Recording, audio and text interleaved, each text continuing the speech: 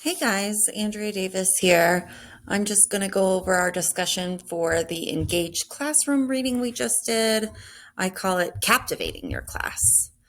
Um, in the article we read, the author goes over different flavors of disengagement. What can cause a student to become disengaged from the classroom and the classroom time? One of them that he refers to is called worry time.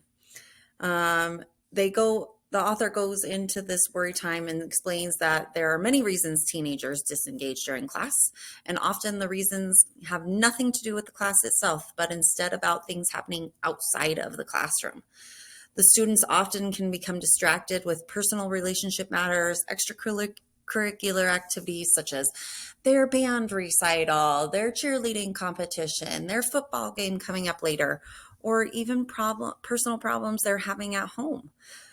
This leaves the students unable to engage and concentrate on what's happening during class if the teacher does not have them fully engaged in an assignment.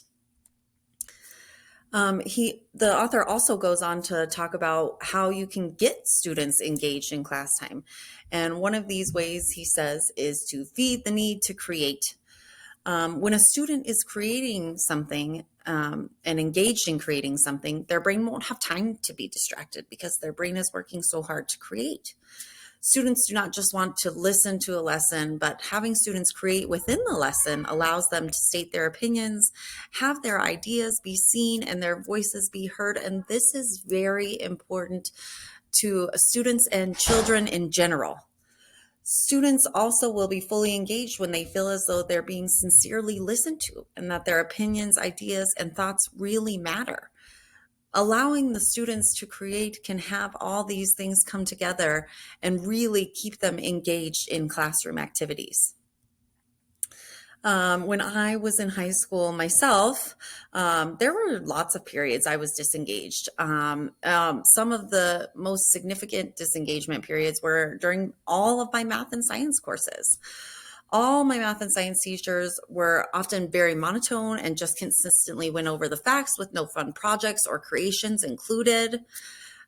During these classes, my friends and I would consistently just spend the period writing notes and passing them to one another and discussing where we were going after school or what we were going to do after the weekend.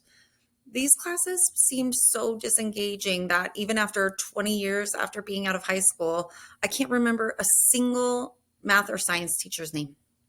However, I do have a really great period I'll probably never forget when I was so engaged in high school.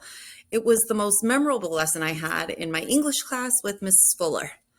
Um, we went, we spent about a week reading Romeo and Juliet out loud in class after our teacher had each assigned us roles to read. And the next week, she really got us engaged. She had us rewrite the script of Romeo and Juliet in our own words.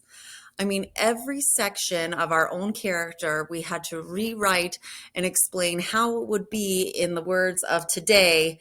And it was truly amazing. Then we spent the next week rereading it as a class in our own words.